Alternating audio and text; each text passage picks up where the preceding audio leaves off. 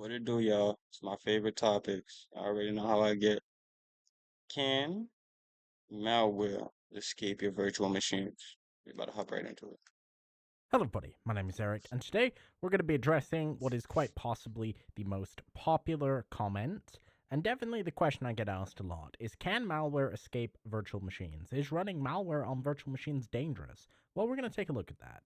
So first of all, this is kind of be like a legal disclaimer that yes, it can theoretically happen. So before we get into whether it's likely, it's possible, but that's about as far as I would go. So here we have this is a Wikipedia article about actual VM escape. Now, if you note something, first of all, what doesn't happen is escaping virtualization.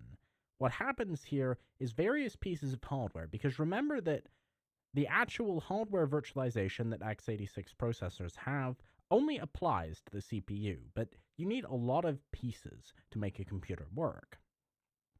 And every single one of those components has to be emulated. Now, those emulations are sometimes done in ways that can lead to problems. The biggest source of virtual machine security problems is 3D acceleration, because graphics is extremely complicated, and doing this with any degree of performance is going to involve rendering the graphics on the host graphics card using some sort of acceleration and some sort of hopeful isolation. But that's one method of potential code execution.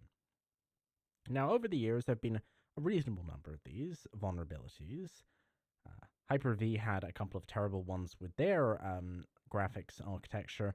You talk like it can't happen, but nigga, that's a lot of vulnerabilities. What the fuck? And it's happening every year. Graphics, Sometimes multiple times throughout the year. Oh shit, that maybe shit not happened work like that much five worse. times. Graphics. That was a really low-level CPU disaster. Uh, Wow. Sometimes you get a memory safety issue. Graphics again. So, of course, when you're testing malware in a virtual machine, for unrelated reasons, you're not going to be using the graphics acceleration because it makes your virtual machine obvious.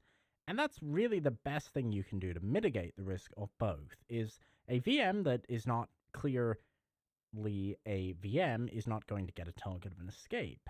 The other problem with VM escape is that all of these exploits are to a specific vendor's hypervisor, and they require a specific out-of-date version. Now, of course, there is going to be a period where someone Oh, knows I about get the what you exploit mean. and the I get vendor what you mean. hasn't patched it yet, but that's usually quite short. And if you update your hypervisors, you're unlikely to run into that. So, uh, there are actually demos. So let's just take a look. So here we have a showcase that was done originally at the Pwn to Own conference in Vancouver in 2017. Now, this attack allows the I just want to pause it now, because I know there's going to be a dick rider in the comments saying, oh, you're just sitting there reacting to another video. Yes, but now this one is even more epic, nigga. I'm sitting here reacting to a video of another nigga reacting to a video, nigga. Oh, shoot me in the head. Stupid nigga.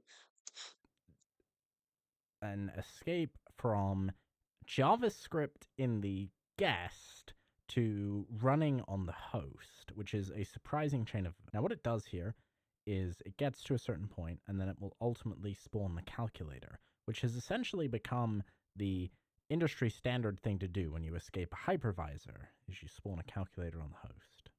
Then it exploits a kernel vulnerability. So at that point, Microsoft Edge gets exploited. At this point, we're still running in the VM and nothing yet has escaped to the physical computer. And now we escape from the virtual machine. That's So we actually partnered crazy. with That's actually trippy, bro. Hackers are way better than programmers in a weird way. Like they know And how to then get to what they want calculator better than what executes on the programmers do because host. So this is the type we're like so removed from that aspect of problem solving.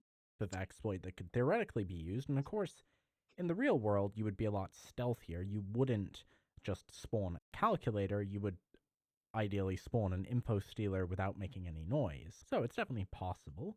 Is it likely? No. So then, does that mean we're completely safe and that this is the end of the video? Well, not really, because there are quite a few ways where you can have disasters without ever needing a 0 day. So the most obvious one, and the one that I would actually suggest people pay the most mind to, is human error.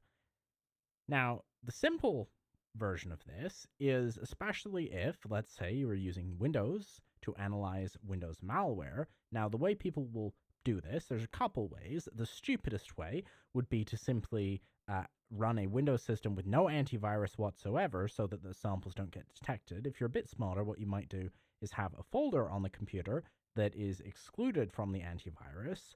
The problem with this setup is unless you've been really clever about how you set up your exclusion, if you double click a sample in the excluded folder, like for example on this VM, the Steam folder is excluded, and we actually do have some malware in the Steam folder. So what happens if we, oh, we execute? Oh, actually, Bitdefender is still doing something once we move to the second port, but that's the problem. So what is the smart way of dealing with that? I'm just going to restore this so we get it back. Well, in addition to allowing the malware in the folder, you rename the file to something else. If you rename it, for example, to .back or .mal, problem solved. Ideally, instead of creating that kind of an exception, because you can create different, and it depends on which antivirus you're using. I'm going to demonstrate this on Bitdefender, but you can do this on Windows Defender as well quite easily. Not that Windows Defender is going to detect the malware, so you should be fine. What you can do is you can instead do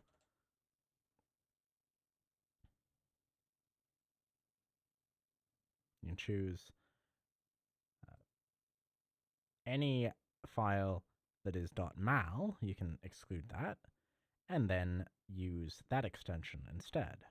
There is another way that mistakes can allow escapes from VMs, and that is A, using shared folders, which is it works similarly to the idea of a network drive, and in fact, malware may not even need to be aware of it, but if you have network folders, malware may try and get in there. Now, of course, if you've designed this in a sane way, it's not a real danger. But what if, for whatever reason, you decide to share your entire host system's root directory as a network drive, and then it turns out that you expose it with write permissions? Well, then your entire host system can be Like, compromised as well. yeah, Now, what I've done here is I have a firewall so that the VM is not able to reach my host SMB process. And that would be sort of the third danger is with an exploit like Eternal Blue, it's possible, not likely, that malware could be designed as a network worm, and if you're running a vulnerable version of Windows on the host and testing a piece of malware that spreads in that manner, yikes, you could be in trouble. Once again, the solution is almost always yikes. to install security updates because it is very rare that there is a period of time where an exploit is being exploited meaningfully in the wild and is a 0 day. If you have government enemies or extremely dedicated enemies with millions of dollars looking to get you, you might want to use additional Support. safeguards. But for most of us, that should about. Nah, that's scary to think about. 90% of hacks are from people who didn't update. Well, I wouldn't say 90. A large percent of hacks happen because people didn't want to update, and the vulnerabilities that are on that update are just outdated. It's like niggas don't bother to update that shit no more. Like, don't nobody give a fuck about that no more. You should have updated your product respectfully. You know what I mean? Just that's just a respectful thing. So if you get hacked or if your data gets leaked and all that stuff, like think about it from a programming standpoint of view. Every update that we give out costs money. So the previous one is going to cost money if you get yourself in trouble, or if we keep providing the fixes for the vulnerabilities. Like there is no way to say it without like not making it about money. We don't fix our old products when it comes to updates because it's gonna cost money to fix it. So we rather just spend the money to update it and force you to update it. Like, come on now. And even now that even makes more sense because I believe Apple even isn't was and is in a lawsuit for fucking having people update for no reason. But when you think about it from a technology point of view, it may be a sleazy way to make a buck, right? But it is it is the nicest, sleaziest way you can ask someone to update your phone in this age. You're not People don't give a fuck about data security or data literacy. Do it. One additional method that comes with a very, very heavy performance penalty that could provide some additional security is nested virtualization. Benefit of nested virtualization, which is essentially, especially if you were to use two different hypervisors. So, for example, KVM under VMware under KVM, which is not a recommended approach, but it does work with a heavy performance hit. You could do this where even if the bad actor got the information that you were using VMware, they would still have to escape from the KVM that is on top of it. Good luck. So that's going to be all for this video. I hope it was interesting. So the simple answer then is no. Malware cannot escape a VM unless you are profoundly unlucky with a 0-day or you make a profoundly bad configuration mistake. What is a 0 day now? We're gonna backtrack a little bit. What is a 0 day and what configuration would lead to being hacked, although you are in a VM education? No, I'm not going for education. He might be feeling like this is Chat GPT. I think it's Claude sometimes. A 0 day vulnerability is a flaw software, hardware, firmware that is unknown to the vendor or entity responsible for patching it. Since developers are unaware of the issue, no fix, no patches exist, and the attackers exploit the vulnerability before it's addressed. Hence, the term 0 day, meaning key to 0 days, unknown nature, high impact, often in high profile attacks targeting sensitive systems, critical system infrastructure. How can a virtual agent exposing vulnerabilities, misconfiguration, shared network? If the VM shares the same network as the host, attackers can potentially enter. Oh shit. Use NAT mode to isolate the VM's network traffic. Oh shit. Alright, hosting gets interaction if these are enabled. I split damage happen. Oh shit. Yo, so I ain't gonna lie to you. It could happen, y'all, but it could happen to someone by accident. And accidents in computers kind of happen a lot. The older you get, the higher the chance of an accident happening.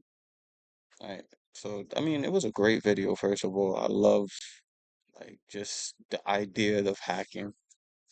I'm not really, I'm a polyglot programmer, but I love the idea that hacking and everything is just like a big reversal of programming. So it's like, what do you know? Because I know more, right? What do you know could be programming, and I know more could be the hackers. So like, oof, I love this space. Anyways, like, comment, subscribe. I made sure to like this. Hey, great comment. Hey, great content. Just review and learned something new. Happy holidays. Boop. I hope you guys enjoyed the content nonetheless. Like, comment, subscribe. We out of here.